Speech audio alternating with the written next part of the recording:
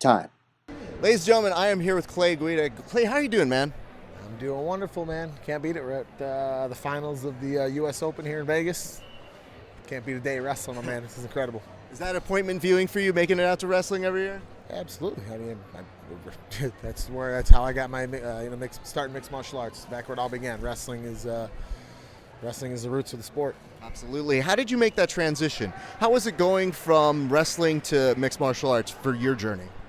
I mean, I struggled with the Jiu-Jitsu part of it at first, not the grappling, but, the submissions and things like that, because all we knew was take people down, double leg them, then he'd pop up into an arm bar, he'd pop up into a triangle, you know what I mean? But it was a natural progression for the takedowns and being on top, but, the progression was, tough defending submissions, and it's fun. It was just a new challenge that I took on and just had a blast with it. That's why it's always the funnest to watch you when you are competing is that you do bring such intensity to whatever you're doing. I'm sure a lot of that came from your wrestling background. Yeah, absolutely. Wrestling's the toughest sport. It's the best way to get in shape, and it's the cornerstone of mixed martial arts. It's a platform for it. So tell us what's been new with you, man. What have you been up to? I've been training. I'm fighting 8 weeks from today. Actually, 8 weeks from tomorrow. It's a Sunday fight. June 25th, UFC's coming to Oklahoma City, so don't miss it on Fox Sports. Do we know who you're fighting? Yes, Eric Koch, Milwaukee guy. It's a good fight, man. Yeah, it should be fun, man. That's awesome. What can we expect? Because I know people don't like to talk about game plans this far out, but what can we expect in 2 months there? You can expect to see some wrestling. I love that. So you're trying to pick up some hints to take on over to that fight here? Always, man. Always. Who better to be around and learn from the best in the business, than USA Wrestling? I have to ask this because this is so important to what's happening here. They're implementing a lot of grappling within this. So they're trying to get more people into the jiu-jitsu side. What is your experience with that? Like, do you think that's a good thing for them to be implementing more jiu-jitsu and grappling into these wrestling events? Oh, absolutely. Not everyone's going to be able to compete at the highest level with some of these world-class wrestlers, but a lot of people, taking a liking to grappling, to the jiu-jitsu part of it, the jiu-jitsu side, and by all means, to help grow USA Grappling, to help grow USA Wrestling together. It's better for the sport, and it's better for, the name of USA Wrestling as well. Now, I know since you do grapple a bunch, it's funny, a lot of the people you train with are my idiot friends, John Robles, a lot of the guys who I've seen you look over, and they're always like, oh, yeah, we just trained with Clee, so I always feel like we just miss each other. But those guys, they say such great things about you, and I'm interested with this because you have so many friends who are grapplers. What are your thoughts on sub-only matches? Do you enjoy those? Have you had the opportunity to see a lot of any sub-only competitions? I haven't been to any live, but I have. I've been watching them, and it's growing. There's always those guys that are going to get their 1 or 2 takedowns and just posture up and stay in good position. And then there's those finishers. Guys that are always going to be going for submissions, guys that are always going for chokes and things like that. So it's such a dynamic sport. Realistically, you're not always going to finish a fight. You're not always going to finish a grappling match, you know what I mean? So, but they're starting to pay. These purses are getting better, so it's pretty fun to see, and hopefully, I'll be able to get to do one. I've never competed in grappling, so it'd be cool to, maybe do a submission tournament or, one of these grappling matches. Wait a second. Is that because nobody's ever asked you, or? Yeah, I'm always training for a fight, and I guess I haven't just signed up for one. Well, all I know is I want to see you at one of these. If you're a promoter out there, let's get him on a card somewhere, fight to win. I'm not saying different organizations. I'm saying let's get this man Submission Underground. I would watch you in a heartbeat, my man.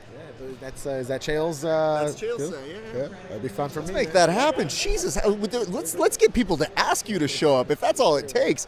But no, you're always somebody who's very fascinating to watch. You have such great heart whenever you're fighting. I know I've been watching you for years, and I always love what you bring there. What advice do you have to new fighters or to new grapplers? Because it is such a demanding and hard sport to get involved in.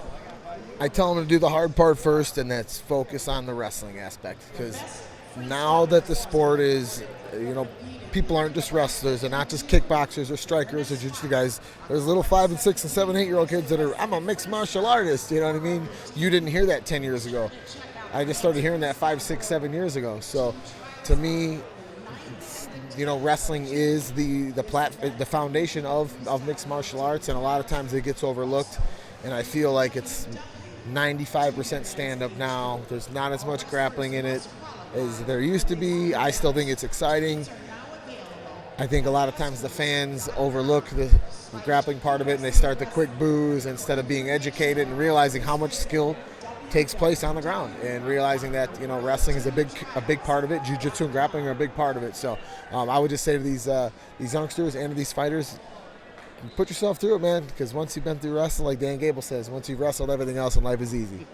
And I have to ask this because we're here, and I know you're about to go out there and watch it. We don't want to keep you here forever, though. We could talk to you forever. I want to know, who are wrestlers that you follow, that you're fans of, that you watch, that you enjoy watching? Because I think that would be a pretty high compliment to know, if I was one of those people who was out there wrestling, that somebody like Clay Guida enjoys them. So do you have any fans out here? Yeah, I'm a fan of all of them. But a local boy that I've been watching for a long time, Tony Ramos, just came up big against Nashon Garrett in what some may have called an upset, but it's not an upset if you don't believe it. You know what I mean? So yeah, it was a huge win for Tony.